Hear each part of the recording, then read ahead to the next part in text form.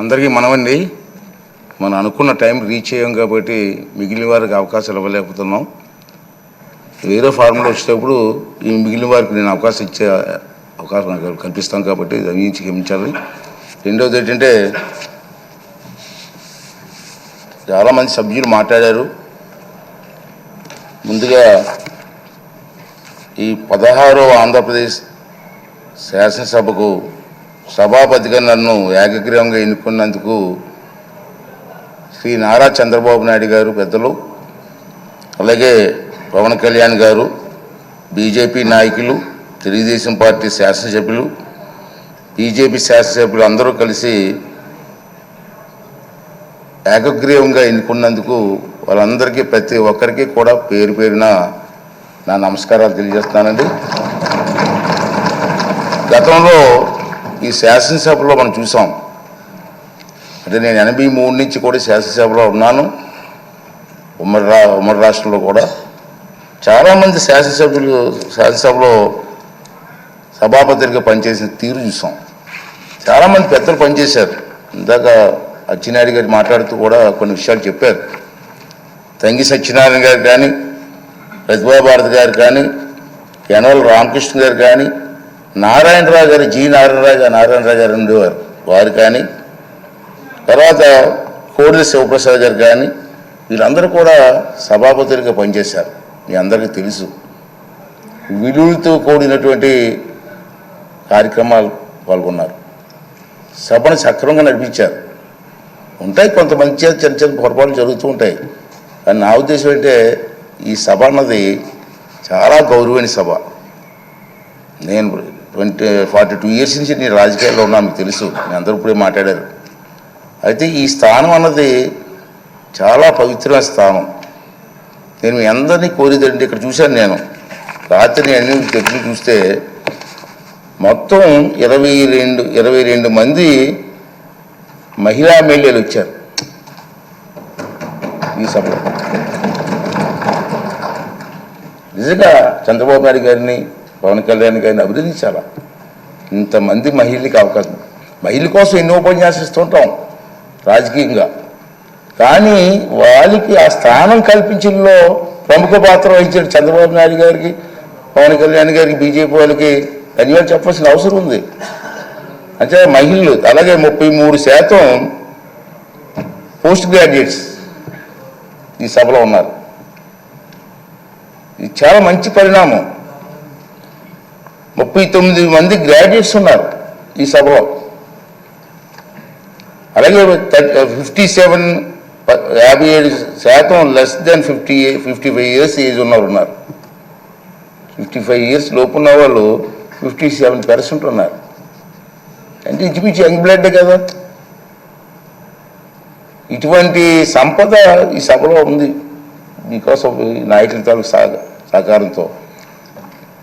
మరి దీన్ని ఉపయోగించుకొని మన సభని స్వభావంగా ఎప్పుడూ జరిగిన విధంగా ఉంచితే, ఎందుకు అన్నానంటే ఈ మాట, గత 5 సంవత్సరాల పరిపాలన చూసాం మనం. సభాపతిగా నేను మాట్లాడవచ్చో తెలియదు, కానీ రాష్ట్రం నష్టపోయింది, ప్రజలు నష్టపోయారు. ఇవాళ మీరు అందరూ అనుకుంటున్నారు, కొంతమంది అనుకున్నారంటే మీకు పదవి వచ్చింది అనుకుంటున్నారు, ప్రజలు మీకు పదవి ఇచ్చారనుకుంటున్నారు. నా దృష్టిలో మనకి ఇచ్చింది పదవి కాదు, బాధ్యత. మనకి ఇచ్చింది ఈ టర్మలో మనకి ఇచ్చింది పదవి కాదు, ఒక బాధ్యత ఇచ్చారు. మన పుస్తకంలో బాధ్యత పెట్టారు, ఒక నమ్మకంతో ఇచ్చారు. చంద్రబాబు నాయుడు గారు, పవన్ కళ్యాణ్ గారు, బీజేపీ కలిసి ముందుకు వచ్చారు. ఈ రాష్ట్రానికి న్యాయం జరుగుతుంది, చంద్రబాబు గారు సమర్థవంతంగా పరిపాలన చేసే శక్తి ఉంది అని ఒక నమ్మకం. నేను ఎన్టీ రామారావు గారితో పనిచేశా 83లో, అది ఒక తుఫాన్. కానీ సీట్లు వచ్చాయి, కానీ ఇంత మెజార్టీలు రాలే ఆ రోజులో. ఒకసారి గమనించండి, ఒకసారి మీరు సీట్లు వచ్చాయి, ఇంత మెజార్టీలు రాలే. ఏంటంటే ఒక ఎమ్మెల్యేకి ఎంపీకి వచ్చిన మెజార్టీలు వచ్చి మనం చూశారు మీరు. దాన్ని మనం ఎప్పుడూ మర్చిపోకూడదని చెప్పి ఈ సందర్భంలో మీ అందరికీ మనం చేస్తున్నాం. అలాగే ఫస్ట్ టైం ఎమ్మెల్యేస్ 88 మంది ఉన్నారు మన హౌస్లో, ఫస్ట్ టైం ఎమ్మెల్యేస్. వారందరినీ కోరేది ఏంటంటే మీకు అవకాశాలు ఇస్తా. ఎందుకంటే మీరు కూడా మాట్లాడాలి, మీ తాలూకు వాయిస్ వినిపించాలి. మీ అందరూ నేను కోరేది ఏంటంటే ఈ హౌస్లో మాట్లాడడం అంటే హౌస్ కోసం కాదు, నా కోసం కాదు, మీకోసం కాదు, ఈ రాష్ట్రం కోసం, రాష్ట్ర ప్రజల భవిష్యత్తు కోసం మాట్లాడాలి. అంచేదే ఫస్ట్ టైం ఎమ్మెల్యేస్ కూడా మగమాటలు లేకుండా నీకు అవకాశాలు ఇస్తా. అవసరమైతే హౌస్ని 2-3 రోజులు పొడిగిస్తాం సభానాయకులు మాట్లాడి, తప్పేలే. చర్చలు జరగాల.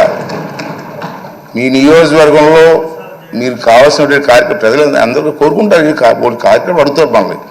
ఆ కార్యక్రమాలని స్పష్టంగా సభ ద్వారా మంత్రులు ఉంటారు, మంత్రులకి అధికారులు ఉంటారు, అధికారులకి వారితో పాటు ప్రజలకు కూడా మా ఎమ్మెల్యే గారు అసెంబ్లీలో మాట్లాడారు మా సమస్య కోసం చెప్పి ఒక ఆలోచన వచ్చే విధంగా మీరందరూ కూడా ప్రవర్తించవలసినటువంటి అవసరం ఉందని చెప్పి మనం చేస్తున్నాను.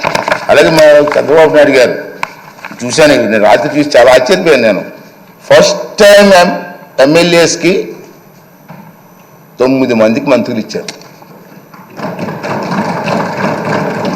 సాధారణంగా మంత్రి అంటే ఏం చేస్తారంటే అనుభవం చూస్తారు, ఎన్ని చూస్తారు కదా సాధారణంగా. కానీ ఫస్ట్ టైం ఎమ్మెల్యేస్కి 9 మందికి మంత్రులు ఇచ్చారంటే ఇది చిన్న విషయం కాదు. ఈ విధంగా ఆలోచన చేసేటువంటి చంద్రబాబు నాయుడు గారికి, పవన్ కళ్యాణ్ గారికి కూడా మనకు ధన్యవాదాలు చెప్పి, వారు ఏ ఆలోచనతో ఇచ్చారో దాన్ని సబూగా జరిపించడం కోసం మనందరూ కూడా ప్రయత్నం చేయవలసినటువంటి అవసరం ఉందని చెప్పి మనం చేస్తున్నాం. అదే కాకుండా ఈవేళ మీరు చూశారు, ఇందా చెప్పాను, నందమూరి తారక రామారావు గారి ఆశీస్సుతో నేను రాజకీయాలకు వచ్చాను. మీ అందరికీ తెలుసు. గత 42 సంవత్సరాల నుంచి కూడా వాటమి ఉండొచ్చు, గెలుపు ఉండొచ్చు, ప్రజా జీవితంలో గడిపాం. నాకు జీవితాన్ని ఇచ్చింది తెలుగుదేశం పార్టీ. అందుకే అప్పుడప్పుడు చెప్తుంటాను, నేను బతికి ఉన్నంత కాలం కూడా తెలుగుదేశం పార్టీ జెండా కప్పుకొని చచ్చిపోవాలనుకుంటాను తప్పించి వేరే ఆలోచన మాకు. నిజంగా నాకు జీవితం ఇచ్చింది. ఆ మాట అంటారు కొంతమంది, ఆ మాట ఎందుకంటూ ఉంటారు. సరే, ఏ పదవిలో ఉండవచ్చు, నేను ఏ కుర్చీలోనే కూర్చోవచ్చు, నాకు జీవితాన్ని ఇచ్చిన వాడిని మర్చిపోతాం. అదే నా భావన. అదేవిధంగా మనందరూ పనిచేయవలసిన అవసరం ఉందని చెప్పి మనం చేస్తూ, అలాగే మీరందరూ కూడా నేను కోరేది ఏంటంటే మీరు కొన్ని కార్యక్రమాలు ఇస్తారు ప్రజలు మీకు. ఆ కార్యక్రమాలని హౌస్లో ఏ విధంగా ప్రజెంటేషన్ చేయాలా. ఇది హౌస్లోకి వచ్చాం, కూర్చున్నాం, వెళ్ళిపోయాం, అది కాదు ముఖ్యం. ప్రతి కార్యక్రమానికి కూడా పద్ధతి ఉంది. మీ దగ్గర రూల్స్ ఉన్నాయి. ఇక్కడ మన ఇక్కడే అసెంబ్లీలో లైబ్రరీ కూడా ఉంది. నేను నా అనుభవం చెప్తున్నాను. ఈవేళ మేము ఫస్ట్ టైం ఎమ్మెల్యే అయినప్పుడు 83లో కానీ 85లో కానీ నేను మంత్రి అయినప్పుడు ఒక క్వశ్చన్ వేస్తే ఆ క్వశ్చన్ ఎలా వేయాలా నేర్చుకోవాలి. ముందు ఏ ఫార్ములా వెళ్ళాలా. సభలో మాట్లాడినప్పుడు మంత్రి ఉంటారు, మంత్రితో పాటు వాళ్ళ డిపార్ట్మెంట్ వాళ్ళ ఆఫీసర్లు ఉంటారు. మీరు మాట్లాడేది మీ సమస్యని ప్రజెంటేషన్ చేసే విధానాన్ని నేర్చుకోవాలా. ఒక కావలిస్తే చంద్రబాబు నాయుడు పెద్దలతో మాట్లాడి మీకు ట్రైనింగ్ క్యాంప్స్ పెడదాం. ఇంతకుముందు హైదరాబాద్లో బాబు గారి టైంలో, సార్ మీకు గుర్తుందో లేదు కానీ, ఒక 4-5 రోజులు మాకు ట్రైనింగ్ ఇచ్చారు. ఎన్టీ రామారావు గారు అయితే అక్కడ గండిపేటలో 9 రోజులు ట్రైనింగ్ ఇచ్చారు మాకు. 9 రోజులు అక్కడే ఉన్నాం. ఏ సమస్యని ఎలా ప్రజెంటేషన్ చేయాలా, క్వశ్చన్ అవర్లో ఏ సమస్య రేజ్ చేయాలా, 304లో ఏంటి ఇవ్వాలా, కాలర్ టెన్షన్లో ఏంటి ఇవ్వాలా, బడ్జెట్ స్పీచ్ ఎలా మాట్లాడాలా, ఇవన్నీ కూడా మనం ట్రైనింగ్ తీసుకోవాల్సిన అవసరం ఉంది. మనం ఏ సిగ్గుపడవలసిన లేదు. ప్రజా సమస్య నేర్చుకోవడం తప్పు లేదు. అంచేత మీ అందరినీ కోరేది ఏంటంటే మీరు తప్పనిసరిగా టైం తీసుకొని, సీనియర్స్ కూడా ఉన్నారు, సీనియర్స్తో కూడా మాట్లాడి మీ ప్రెజెంటేషన్ బాగా చేసి ఈ రాష్ట్ర భవిష్యత్తుతో పాటు మీ నియోజకవర్గ భవిష్యత్తుని కూడా మరి ముందుకు తీసుకెళ్ళడం కోసం మీరు ప్రయత్నం చేయవలసిన అవసరం ఉంది. ఇంచేత మిమ్మల్ని టీవీలో సభలో మనమే ఉన్నాం, మనం చూడడానికి కొన్ని లక్షల మంది కూర్చున్నారు బయటని. ప్రతిరోజు మనల్ని అబ్జర్వ్ చేస్తున్నారు. వాళ్ళ ఆశలను అడగాస చేయడానికి వీల్లేదు. మనం ఈ 5 రోజులు మనకి పండగ కాదు, బాధ్యత. 5 సంవత్సరాలు మనందరం కష్టపడి ముందుకు వెళ్ళవలసిన అవసరం ఉందని చెప్పి మనం చేస్తున్నాను. చాలా ఉన్నాయి. బడ్జెట్లో డిమాండ్స్ ఉంటాయి మనకి. బడ్జెట్ పెడతారు కదా, బడ్జెట్లో డిమాండ్స్ ఉంటాయి. మీకు ఇంట్రెస్ట్ అయిన డిమాండ్స్ మీద మాట్లాడండి, ట్రైనింగ్ అవ్వండి. కావాలంటే మా ఈ సభాపతి కార్యాలయంలో కొంతమంది ఉంటారు, ఆఫీసర్లు ఉంటారు, వాళ్ళ దగ్గర కొంచెం నేర్చుకుందాం, ట్రైనింగ్ ఇద్దాం. అన్నీ చేసి మనకు కార్యక్రమం విజయవంతం చేయవలసినటువంటి అవసరం ఉందని చెప్పి నేనైతే భావిస్తున్నాను.